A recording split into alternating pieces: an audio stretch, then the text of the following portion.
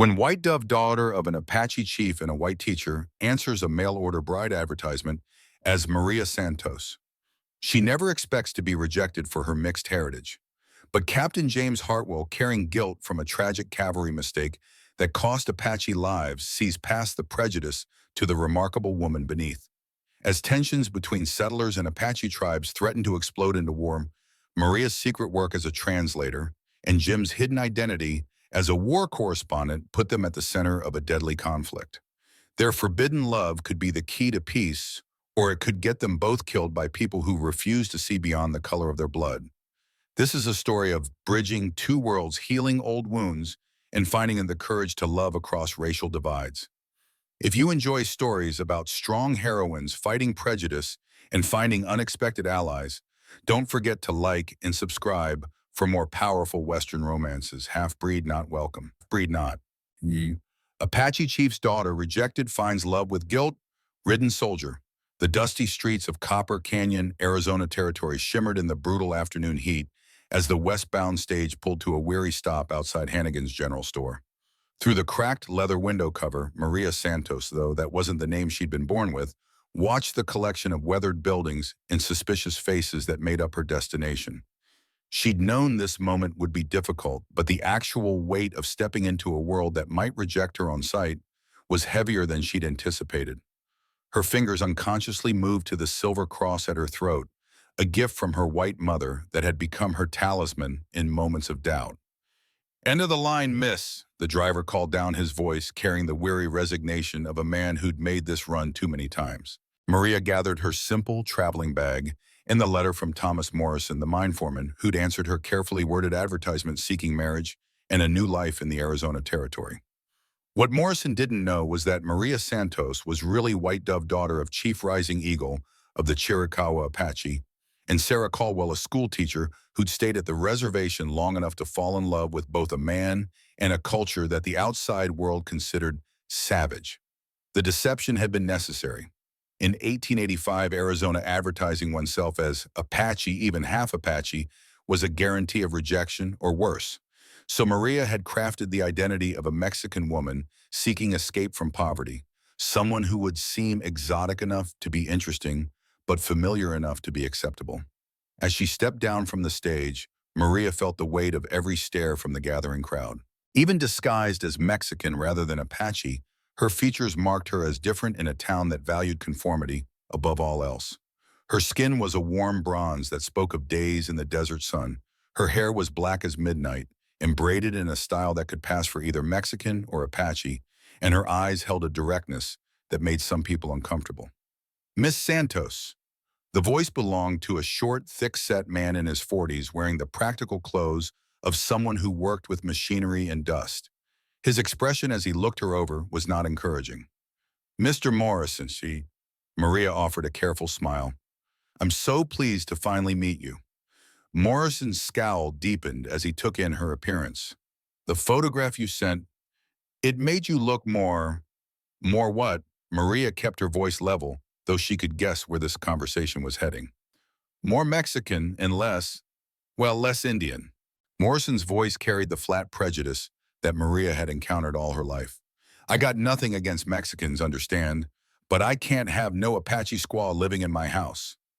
The slur hit Maria like a physical blow, but years of living between two worlds had taught her to absorb such insults without visible reaction. Around them, the crowd of onlookers was growing drawn by the promise of conflict or drama.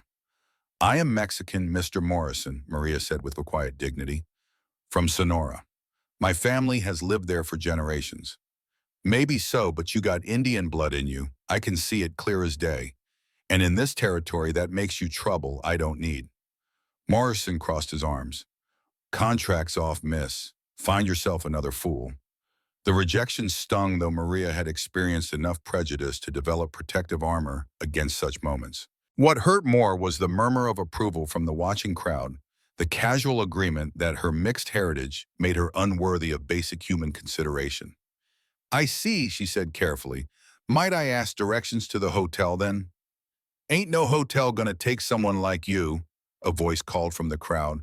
"Maybe try the Apache camp outside town. They don't mind half-breeds." Maria felt her cheeks burn with humiliation, but before she could respond, a new voice cut through the crowd's hostility with quiet authority. That's enough. The speaker was a tall man in his early 30s, wearing the kind of practical clothes that suggested someone comfortable in frontier conditions. But it was his bearing that caught Maria's attention, the straight-back posture and confident command presence that spoke of military training, combined with something in his eyes that suggested he'd seen enough hardship to develop genuine compassion. "Ma'am," he said, touching the brim of his hat as he approached, "Captain James Hartwell at your service. And you are Maria Santos," she replied, studying his face for the signs of prejudice she'd learned to recognize. Instead, she saw something unexpected, genuine respect untainted by the casual racism that seemed to infect everyone else in Copper Canyon. "Miss Santos, I couldn't help but overhear your situation." Captain Hartwell's voice was calm, but there was steel underneath. "Morrison, you offered this lady marriage in correspondence, then backed out based on her appearance." Morrison bristled at the implied criticism. "Now see here, Hartwell, this ain't none of your business. A man's got a right to change his mind when the merchandise don't match the advertising." Maria flinched at being referred to as merchandise, but Captain Hartwell's expression darkened considerably. "The lady is not merchandise, Morrison. She's a human being who traveled hundreds of miles on your promise of honorable marriage." The captain's tone suggested that Morrison was walking into dangerous territory. "And unless I'm mistaken, breaking a marriage contract without just cause could be considered breach of promise in territorial court." The legal threat made Morrison's face redden, but Maria could see he was backing down. Captain Hartwell clearly carried enough influence in Copper Canyon to make his displeasure costly. "Fine," Morrison muttered, "but I ain't marrying no Indian half or otherwise." "Your choice," Hartwell replied mildly. "Miss Santos, might I suggest we find you proper accommodations while you decide what you'd like to do next?" Maria looked between the two men, trying to understand the dynamics at play. Captain Hartwell was clearly someone of importance in the town, but his willingness to defend her was unexpected. In her experience, most white men either ignored her or viewed her as some kind of exotic curiosity. "I don't wish to impose," she began. "No imposition at all. There's a boarding house run by Mrs. Chen that provides clean rooms and decent meals. She doesn't judge people by their bloodlines." Hartwell's emphasis on the last words was clearly directed at the still-watching crowd. As they walked away from the depot, Maria found herself studying her unexpected champion. Captain Hartwell moved with the easy confidence of someone accustomed to command, but there was something in his manner that suggested careful control over deeper emotions. When he looked at her, she caught glimpses of an intensity that had nothing to do with casual kindness. "Captain Hartwell," she said as they approached a neat boarding house with a hand-painted sign in both English and Chinese. "Why are you helping me?" Hartwell was quiet for several steps, and Maria began to think he wouldn't answer. When he finally spoke, his voice carried the weight of old guilt. "Because I know what it's like to be judged by things beyond your control, and because—" he stopped, seeming to wrestle with whether to continue. "Because I owe a debt to your people that I can never fully repay." Maria felt her heart skip. "My people," Apache Hartwell said simply, "I can see it in your bearing, in the way you carry yourself. You're not just Mexican, are you, Miss Santos?" The directness of his observation should have alarmed Maria, but instead she felt a strange sense of relief. Here was someone who saw through her careful disguise, but didn't seem threatened by what he found. "My mother was Mexican," she said carefully. "My father was Apache." Hartwell nodded as if this confirmed something he'd already suspected. "Apache from which band?" "Chiricahua." Maria watched his face for signs of recognition or hostility. The Chiricahua had been involved in the most recent conflicts with the U.S. Army. "I thought so. I've spent enough time around Apache warriors to recognize the way you hold yourself. There's strength there and pride. Your father was a fighter." "My father is Chief Rising Eagle," Maria said quietly, then immediately regretted revealing so much. But something about Captain Hartwell inspired confidence in a way that few white men ever had. Hartwell stopped walking so abruptly that Maria took several steps before realizing he was no longer beside her. When she turned back, his face had gone completely white. "Rising Eagle," his voice was barely above a whisper. "Yes, do you know of him?" Captain Hartwell seemed to struggle with some internal battle before answering. Miss Santos, or should I say Miss? White Dove, Maria said, abandoning the last pretense between them. My Apache name is White Dove. White Dove. Hartwell tested the name, and Maria heard something like reverence in his voice. Your father is a great chief, honorable, brave, protective of his people. You speak as if you've met him. I have. Hartwell's expression was grim. 3 years ago, during the campaign at Eagles Ridge, I was a lieutenant then under Colonel Patterson. We were supposed to be conducting peace negotiations. Maria felt her blood chill. The Eagles Ridge incident was burned into Apache memory as one of the worst betrayals in their long history of broken promises from the U.S. government. I know that battle, she said carefully. It wasn't supposed to be a battle, Hartwell said, his voice heavy with old pain. We went in under a flag of truce. Your father came with a delegation of elders to discuss terms for peaceful coexistence. And then he stopped, unable to continue. Maria knew the story from her father's side, how the peace talks had turned into an ambush, how Apache warriors had died under a white flag, how trust between the two peoples had been shattered once again. The soldiers opened fire, Maria said quietly. Patterson gave the order, said it was too good an opportunity to pass up having so many Apache leaders in one place. Hartwell's hands clenched into fists. I was ordered to participate, to kill men who had come in good faith to talk peace. Did you? The question came out more harshly than Maria had intended. I fired my weapon, Hartwell said, meeting her eyes directly, but I aimed high. Every shot, I wouldn't murder men who had trusted us enough to come without weapons. Maria studied his face, reading the honesty in his expression. Other soldiers noticed. Some. Patterson had me transferred out the next week, said I was unreliable in combat situations. Hartwell's smile was bitter. Best thing that ever happened to me, actually. I resigned my commission rather than serve under officers who would order the murder of peace negotiators. And the revelation explained so much about Captain Hartwell's behavior. His defense of her against Morrison, his knowledge of Apache customs, his obvious guilt about the past. He was carrying the weight of his people's betrayal, just as she was carrying the weight of belonging to neither world completely. My father spoke of that day often, Maria said softly. He said there was one young soldier who refused to participate in the massacre. He wondered what became of that man. Now you know, Hartwell resumed, walking toward the boarding house. I've been trying to figure out how to atone for my people's crimes ever since. Is that why you're here in Copper Canyon? Hartwell was quiet for several steps. Partly. There's going to be trouble soon. Tensions are rising between the Apache bands and the territorial government. Someone needs to be here to try to prevent another Eagles Ridge. Maria felt her heart rate quicken. As the daughter of a chief, she was privy to information that few outside the Apache community possessed. The tribes were indeed preparing for conflict, driven by broken promises and shrinking reservation lands. What kind of trouble? She asked carefully. The territorial governor is under pressure from mining interests to open more Apache lands for development. There's talk of forced relocation of using military force if the tribes resist. Hartwell's voice was grim. I'm here as a consultant, trying to find peaceful solutions before the politicians resort to violence. It was exactly the kind of information Maria had been sent to Copper Canyon to gather. Her presence in the territory wasn't really about finding a husband. It was about intelligence gathering for her father's tribal council. The Apache needed to know what the government was planning, and Maria's mixed heritage and education made her the perfect spy. But Captain Hartwell's revelation complicated everything. If he was genuinely working for peace, then he might be an ally rather than an enemy. But if he was simply another government agent looking to manipulate the Apache.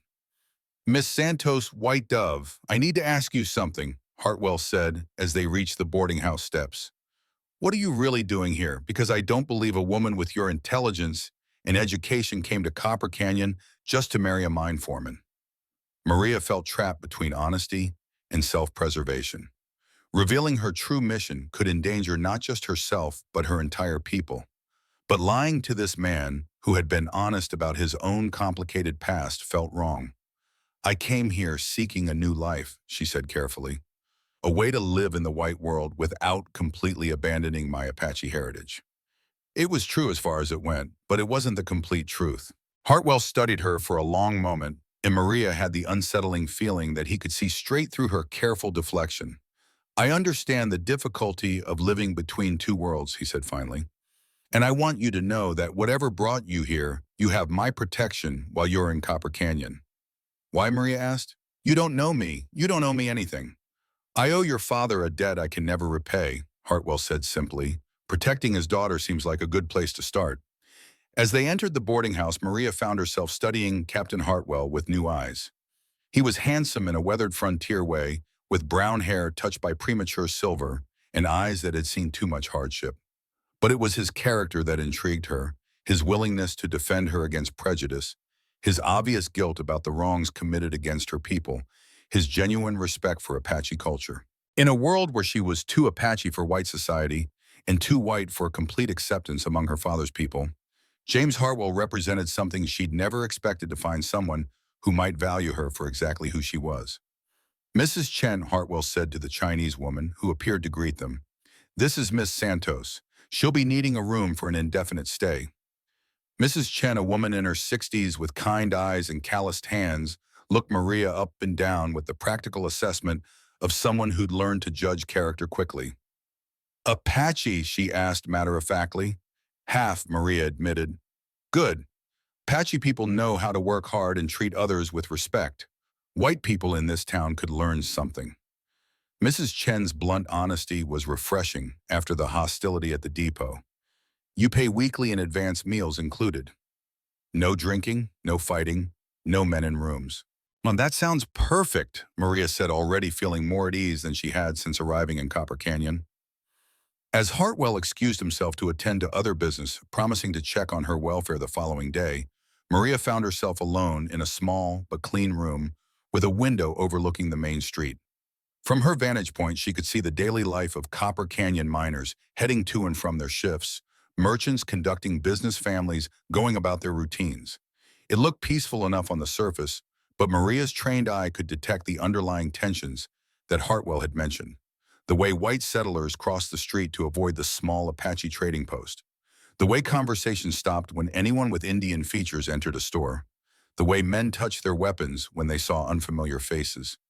This was a town balanced on the edge of violence, held together by mutual economic necessity, but divided by prejudice and fear. And Maria was now at the center of it, carrying secrets that could either prevent or precipitate the coming conflict. As she unpacked her few belongings, Maria's hand closed around a hidden compartment in her traveling bag. Inside were documents that Morrison, had he been a more accepting man, would never have seen: maps of territorial military positions, reports on Apache tribal movements, and, most importantly, a secret communication from her father, requesting intelligence on government plans for forced relocation. She was White Dove, daughter of Chief Rising Eagle, educated in both Apache and white customs, fluent in multiple languages, and trusted by her people to gather the information they needed to survive in a changing world. But she was also Maria Santos, a woman alone in a hostile territory, rejected by the man who'd promised her marriage, dependent on the protection of a former cavalry officer whose motives she couldn't completely trust. Tomorrow would bring new challenges, new deceptions to maintain, new risks to calculate. But tonight, for the first time since leaving the reservation, Maria felt something she'd almost forgotten: hope. Captain James Hartwell saw her as a person rather than a problem. He respected her heritage rather than condemning it, and if his guilt about Eagles Ridge was genuine, he might be exactly the ally her people needed. The question was whether she could trust him with the truth about why she'd really come to Copper Canyon. Because if she was wrong about his character, her mistake could cost not just her life, but the lives of everyone she loved. Maria woke before dawn, a habit ingrained by years of life on the reservation where survival often depended on early awareness of one's surroundings. Through her boarding house window, she could see Copper Canyon stirring to life, miners heading to their shifts, shopkeepers opening their stores, and children making their way to the small schoolhouse at the end of Main Street.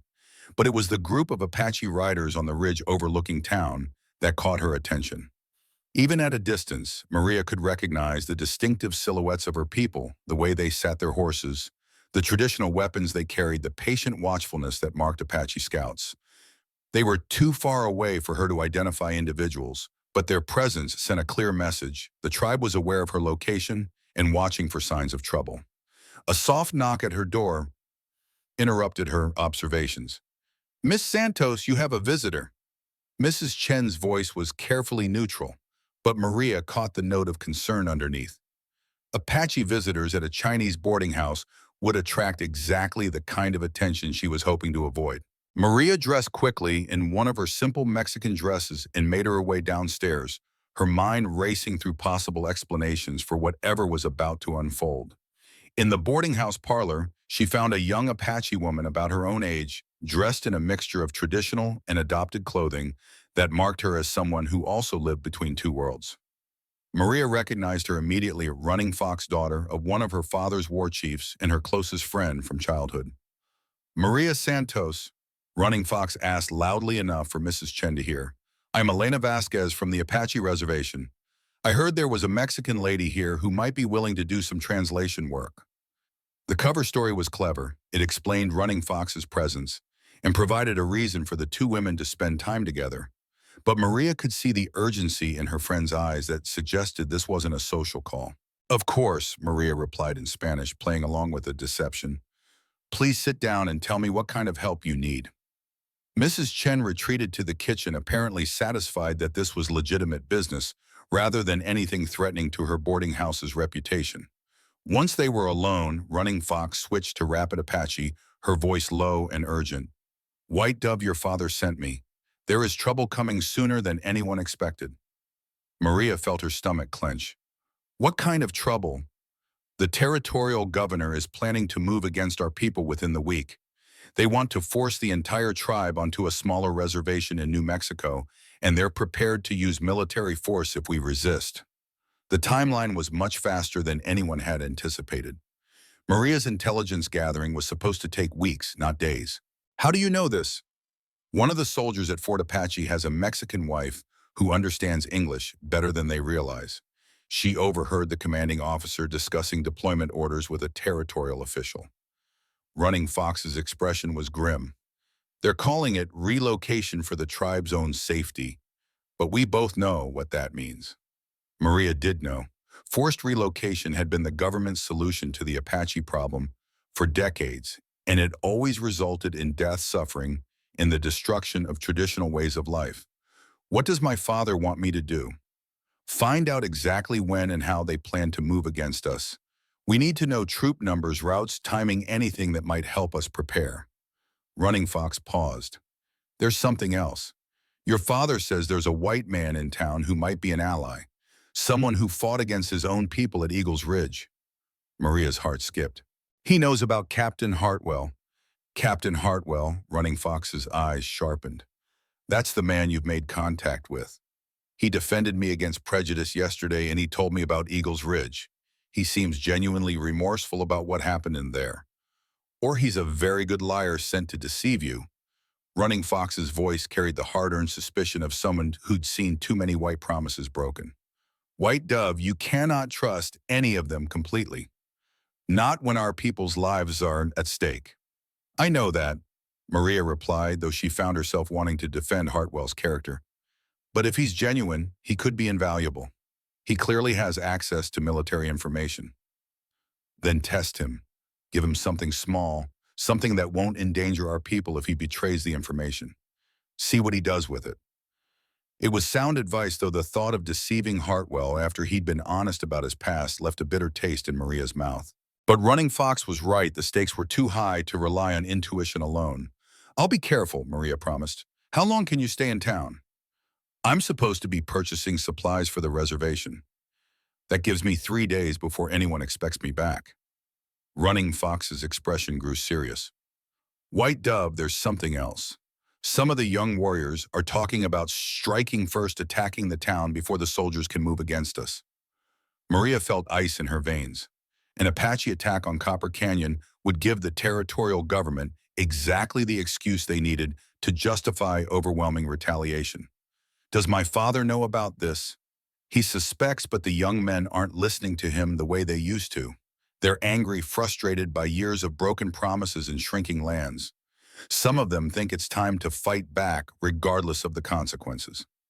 The complexity of the situation was overwhelming. Maria needed to gather intelligence on government plans while simultaneously working to prevent her own people from taking actions that would doom them all. "I need to speak with Captain Hartwell," she said finally, "not to reveal everything, but to get a sense of what he knows and what he might be willing to do to prevent bloodshed." Running Fox nodded reluctantly. "Be very careful, my friend. In times like these, even good intentions can lead to tragedy." After Running Fox left to begin her legitimate supply shopping, Maria found herself pacing her small room as she tried to formulate a plan. She needed to approach Hartwell in a way that would test his trustworthiness without revealing too much about her own activities. The solution came to her as she watched the Apache scouts still positioned on the ridge above town. If Hartwell was genuine in his desire to prevent conflict, he would be concerned about the obvious surveillance. And his reaction to that concern would tell her a great deal about his true loyalties. She found him an hour later in the town's small restaurant, reading what appeared to be official territorial correspondence over a breakfast of eggs and coffee. Even in civilian clothes, his military bearing was unmistakable. "Captain Hartwell," she said, approaching his table with the careful diffidence expected of a Mexican woman in a predominantly white establishment. "Might I speak with you for a moment?" "Of course, Miss Santos. Please join me." Hartwell rose and held a chair for her, drawing curious looks from the other diners. "How was your first night at Mrs. Chen's?" "Comfortable, thank you, but I'm concerned about something I observed this morning." Hartwell's expression immediately grew alert. "What kind of concern?" "There are Apache scouts on the ridge overlooking town. They've been there since dawn, just watching." Maria studied Hartwell's reaction carefully. His face grew serious, but she saw concern rather than alarmed thoughtfulness, rather than immediate hostility.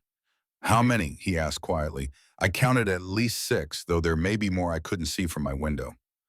Hartwell was quiet for several moments, clearly wrestling with some internal decision. Finally, he leaned forward and lowered his voice. "Miss Santos, White Dove, I need to ask you something, and I need you to be completely honest with me." "Of course. Is your presence in Copper Canyon connected to those scouts?" The directness of the question caught Maria off guard, but she forced herself to maintain her composure. "What do you mean?" "I mean that the daughter of Chief Rising Eagle doesn't travel hundreds of miles to marry a mine foreman without some larger purpose. And Apache scouts don't watch over towns unless they have specific interests to protect." Maria felt her carefully constructed cover story crumbling. But instead of panic, she felt an odd sense of relief. Dancing around the truth with this man had been more difficult than she'd anticipated. "If I were to admit that my presence here serves purposes beyond seeking marriage," she said carefully, "what would you do with that information?" "That would depend on what those purposes are," Hartwell replied. "If you're here to scout targets for Apache raids, then I'd have to act to protect innocent civilians. But if you're here to try to prevent the conflict I know is coming." "How do you know conflict is coming?" "Because I've seen the territorial correspondence.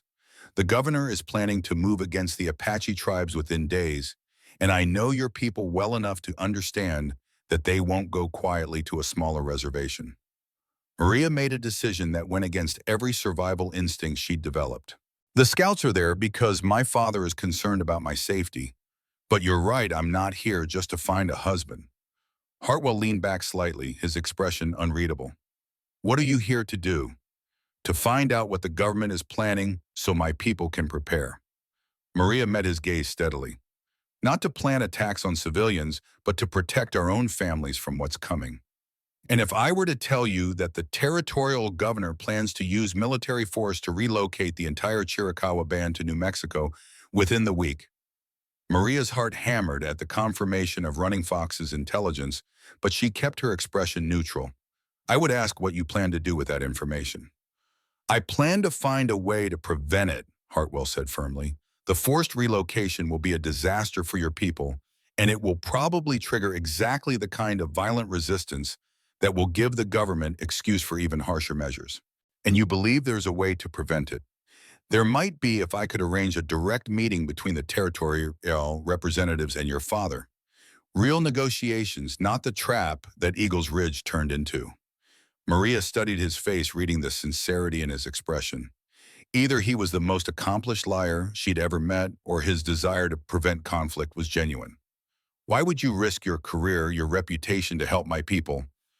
Because what happened at Eagles Ridge was wrong, and because I've spent the last 3 years studying Apache culture. Your people aren't the savages the government portrays. You're defending your homeland against invaders, just as any people would. The admission carried weight that went beyond political positioning. Hartwell genuinely understood the Apache perspective, which was rare among white officials. If such a meeting were arranged, Maria said carefully, what would you need from my father to make it credible to the territorial government? Some gesture of good faith, perhaps a promise to consider voluntary relocation in exchange for guarantees about land rights and federal protection. Hartwell paused. I know that's not what your people want to hear, but the reality is that the old ways of life are ending. The question is whether the transition happens with some dignity and Apache input, or whether it's forced on you at gunpoint.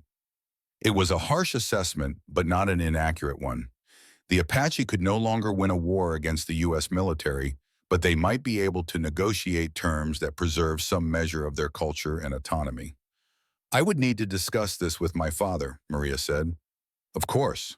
But Miss Santos White Dove, if you're going to be carrying messages between your people and the territorial government, you need to understand the dangers involved. What do you mean? There are people on both sides who profit from conflict. Mining interests want Apache lands open for development, and some Apache warriors see any compromise as betrayal. If either side discovers that you're working for peace, Maria understood the implication. Peacemakers were often the first casualties in conflicts driven by extremism on both sides. Are you willing to help despite the risks? Hartwell's smile was grim but determined. Miss Santos, I've been carrying the guilt of Eagles Ridge for 3 years. If I can help prevent another massacre on either side, then the risk is worth it. As they rose to leave the restaurant, Maria found herself seeing Captain Hartwell with new eyes. He was offering to risk everything he'd built in his post-military career to help a people most white Americans considered enemies. It was either the most elaborate deception she'd ever encountered or the most genuine act of courage. Captain, she said as they stepped out onto Main Street, there's something you should know. Some of the younger Apache warriors are talking about striking first attacking Copper Canyon before the military can move against them. Hartwell's expression grew grave. How serious are they? Serious enough that my father sent me here partly to try to prevent it. He knows that any Apache attack would doom our people to total destruction. Then we don't have much time, Hartwell said grimly. If the young warriors strike before we can arrange negotiations, both our peoples will pay the price, Maria finished. As they walked through Copper Canyon, Maria was acutely aware of the tensions that simmered just beneath the surface of daily life. White settlers who eyed her with suspicion, despite her Mexican disguise. Shopkeepers who charged Apache customers more than whites for the same goods. Children who'd been taught to fear and hate people they'd never actually met. And on the ridge above town, Apache scouts who were probably reporting every detail of her activities to her father's war council. Time was running out for peaceful solutions, and Maria found herself caught between two worlds that seemed determined to destroy each other. Her only ally was a former cavalry officer whose motives she still couldn't entirely trust, despite growing evidence of his sincerity. But as they parted ways outside the boarding house with plans to meet the following morning to discuss possible approaches to her father, Maria realized that her feelings about Captain James Hartwell were becoming dangerously personal. In a world where she belonged fully to neither the Apache nor the white community, he represented something she'd never expected to find someone who saw her as a bridge between worlds rather than a threat to either one. The question was whether they could build that bridge before the coming storm destroyed everything they were both trying to protect. Maria was awakened before dawn by the sound of galloping horses, too many horses moving too fast through Copper Canyon's quiet streets. She rushed to her window and felt her blood turn to ice at what she saw below. Apache warriors, at least 20 of them, were riding hard through the main street with war paint on their faces and weapons in their hands. At their head rode Little Wolf, one of the young war chiefs who had been advocating for immediate strikes against white settlements. The attack she'd been sent to prevent was happening, and she'd failed to stop it. Shouts and gunfire erupted as the raiders swept through town, striking at symbols of white authority: the territorial office, the mining headquarters, the telegraph station. They weren't indiscriminately killing civilians, Maria realized with relief. This was a targeted strike, designed to cripple communication and administration rather than a massacre. But the distinction would be lost on the white residents of Copper Canyon who would see only Apache warriors attacking their town. Maria dressed frantically, her mind racing through the implications of what was happening. Little Wolf's raid would give the territorial governor exactly the excuse he needed to order overwhelming retaliation against all Apache bands. Her father's peaceful negotiations would be impossible now, unless she could do something to minimize the damage. She was heading for the door when it burst open to reveal Captain Hartwell, his face grim with urgency and his hand resting on his sidearm. "Miss Santos, are you all right?" "I'm fine, but Captain, this is—" "I know what it is," Hartwell interrupted, "and I know it's exactly what the territorial government has been hoping for. Maria White Dove, I need you to tell me the truth. Is this part of your father's plan?" The use of her real name and the direct question left no room for evasion. "No," Maria said firmly. "This is exactly what my father sent me to prevent. Little Wolf and his warriors are acting without tribal authority." Hartwell's expression relaxed slightly. "Then we need to stop this before it gets worse. How much influence do you have with these warriors?" "I don't know," Maria admitted. "Little Wolf has never listened to advice from women, especially those he considers too influenced by white culture." "Then we'll have to try something else." Hartwell checked his weapons with professional efficiency. "Can you get word to your father about what's happening? The scouts on the ridge, if they're still there, they can carry messages." "Good. Tell your father that I'm going to try to limit the government response to this raid, but I need him to publicly disavow Little Wolf's actions and offer to negotiate." Maria stared at him. "You're going to help cover for an Apache attack on a white town." "I'm going to try to prevent this incident from triggering a war that will destroy both our peoples," Hartwell corrected. "But I need your help, and I need your father's cooperation." The sound of more gunfire and shouting from the street reminded them both that they were running out of time. Maria made a decision that would either save lives or destroy everything she'd worked for. "I'll get word to my father. But Captain, if you're discovered helping Apache interests, then I'll face the consequences. Some things are worth the risk." As Hartwell prepared to leave, Maria caught his arm. "James, be careful. Little Wolf's warriors are young and angry. They might not distinguish between good white men and bad ones." The use of his first name seemed to affect him deeply. "Maria, if something happens to me, I want you to know, meeting you, understanding your courage and intelligence, it's been the privilege of my life." Before Maria could respond, he was gone, heading into the chaos of an Apache raid to try to minimize damage that could trigger genocide. Maria quickly gathered the supplies she needed for signaling the scouts, her hands shaking as she prepared the mirror flashes and smoke patterns that would carry her message to the ridge. The traditional Apache communication methods seemed almost primitive compared to the telegraphs and telephones beginning to connect the white world, but they were reliable and secure. From her window, she could see that Hartwell had reached the main street and was moving toward the territorial office where the heaviest fighting seemed to be concentrated. Even at a distance, she could see him trying to position himself between the Apache warriors and the white defenders, attempting to prevent unnecessary bloodshed on both sides. It was either the bravest thing she'd ever witnessed or the most foolish. Maria began her signals to the ridge, knowing that every flash of her mirror was a calculated risk. If white residents saw her communications, they would assume she was coordinating with the attackers. But if she couldn't get word to her father, Little Wolf's raid would doom all their people. The response from the ridge came quickly. Message received, rider dispatched to tribal council. Her father would know within hours what had happened, and hopefully would be able to respond before the territorial government could organize its retaliation. But as Maria watched the fighting in the street below, she realized that the immediate crisis was far from over. Apache warriors were beginning to withdraw, having accomplished their primary objectives of destroying communications and administrative capabilities.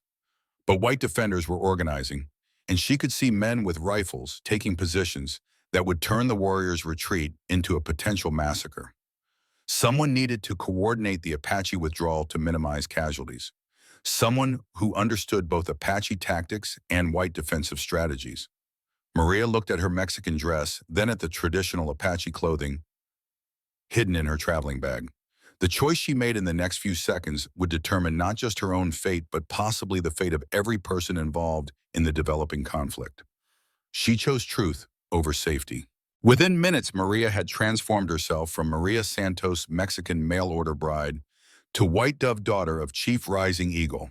Her traditional Apache dress was cut for movement and marked with the symbols that would identify her to any warrior as someone with authority to speak for the tribal council. The transformation was more than cosmetic, it was spiritual, a return to the identity she'd hidden since arriving in Copper Canyon. Maria made her way out of the boarding house through the back entrance, moving with the silent efficiency her Apache training had instilled. The fighting was concentrated on Main Street, which left the side roads relatively clear for someone who knew how to move unseen. She reached the edge of the conflict zone just as the situation was deteriorating, exactly as she'd feared. Little Wolf's warriors were trying to withdraw, but enthusiastic white defenders had cut off their primary escape routes. What had been a targeted raid was about to become a bloodbath that would cost lives on both sides. "Little Wolf," Maria called out in Apache, her voice carrying the authority of her position as a chief's daughter. The young war chief turned at the sound of his name, his face showing surprise at seeing her in traditional dress in the middle of a white settlement. "White Dove, what are you doing here?" "Trying to prevent you from getting your warriors killed for nothing," Maria replied sharply. "You're cut off on the main street. You need to retreat through the eastern route past the Chinese Quarter."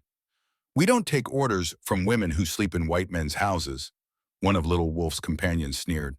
"You'll take orders from anyone who can keep you alive long enough to see your families again," Maria shot back. "The white men have organized. If you try to fight your way out through the main street, half your warriors will die." Little Wolf hesitated, caught between his pride and his recognition that Maria was probably right. The pause gave one of the white defenders the opportunity to take a shot that took down one of the Apache horses, trapping its rider in the open. Without thinking, Maria ran into the street to help the fallen warrior, making herself a target for both sides. Apache raiders might shoot her for interfering, while white defenders would certainly shoot her for helping the enemy. But it was Captain Hartwell who reached her, first appearing from the cover of the territorial office building to help her drag the wounded Apache to safety. "Maria, what the hell are you doing?" he demanded, but his tone carried concern rather than anger. "Trying to save lives," Maria replied, examining the wounded warrior's injuries. "Yours and theirs." "The territorial office has telegraph capability," Hartwell said grimly. "If they get word out about this attack, how long before the message reaches the territorial capital? Hours, not days, and the governor will order immediate military response." Maria felt the weight of decision pressing down on her.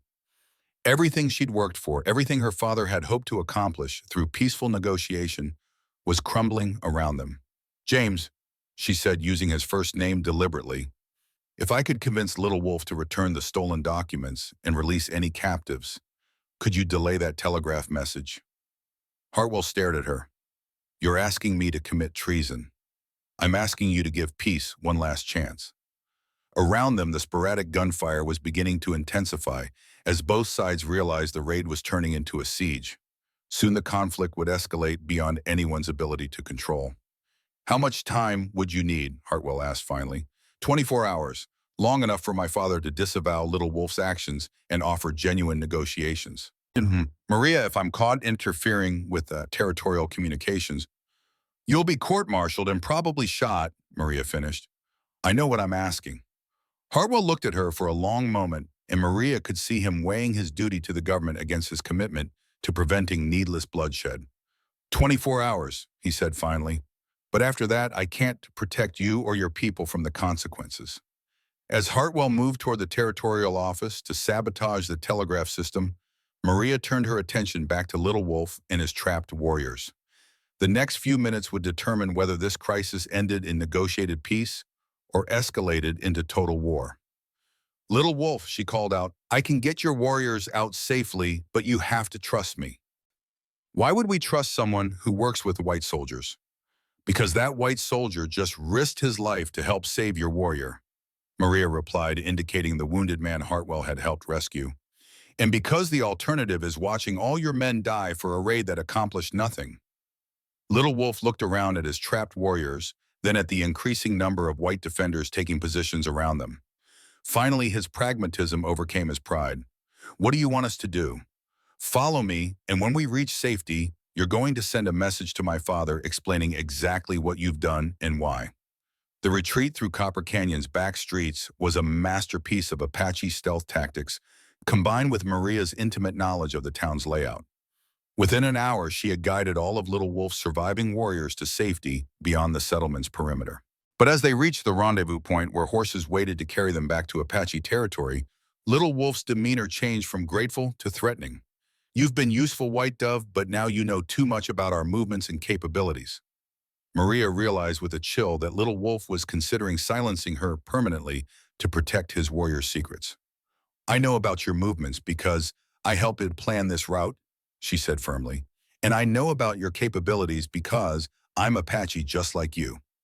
"You're half Apache," Little Wolf corrected, "and the white half has been corrupted by too much contact with our enemies." The accusation stung because it contained just enough truth to be painful. Maria had indeed been changed by her exposure to white culture, had learned to see both sides of conflicts that her people viewed in absolute terms. But it was exactly that dual perspective that made her valuable as a peacemaker. "My white blood doesn't make me less Apache," she said quietly. "It makes me capable of understanding both worlds well enough to build bridges between them. Bridges that our enemies will use to destroy us, or bridges that will allow our people to survive in a changing world." The philosophical argument was interrupted by the sound of approaching horses, a large group moving fast from the direction of Copper Canyon. Either military reinforcements were arriving faster than expected, or James Hartwell's sabotage of the telegraph system had failed. "We need to leave," Little Wolf said, preparing to mount his horse. "All of us." "I'm not going back to the reservation," Maria said firmly. "You don't have a choice. You know too much to be left in white hands. And you don't have the authority to override my father's orders.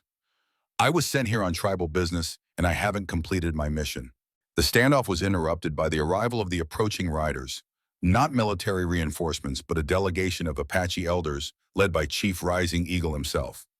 Maria felt her heart skip as her father dismounted and strode toward the group with the kind of controlled anger that made even war chiefs step back respectfully. "Little Wolf," Rising Eagle said in a voice that could cut steel, "explain to me why my daughter is in the middle of an unauthorized raid on a white settlement." As Little Wolf stammered through his justifications, Maria found herself looking toward Copper Canyon and wondering whether James Hartwell had succeeded in delaying the territorial government's response. Everything they'd worked for, peace, understanding a future for both their peoples, now depended on whether they could undo the damage of Little Wolf's impulsive attack before it triggered the war that would destroy them all. But for the first time since arriving in Arizona territory, Maria felt genuinely hopeful. Because standing beside her was a father who trusted her judgment, and somewhere behind her was a white man who had risked everything to protect people he'd once been ordered to fight. Between them, they might just be able to build the bridge that could span the gap between two worlds. Thank you for joining White Dove and James on their journey across cultural divides, from prejudice to understanding, and from conflict to the hope of peace. If this story of forbidden love, courage in the face of injustice, and the power of building bridges between different worlds touched your heart, please give it a thumbs up and subscribe for more emotionally powerful Western romances. Your support helps us tell these important stories of love transcending barriers. What did you think of Maria's brave choice to reveal her true identity and James's sacrifice for peace? Share your thoughts in the comments below. Until next time, may you find the courage to stand between worlds and the love that sees beyond differences.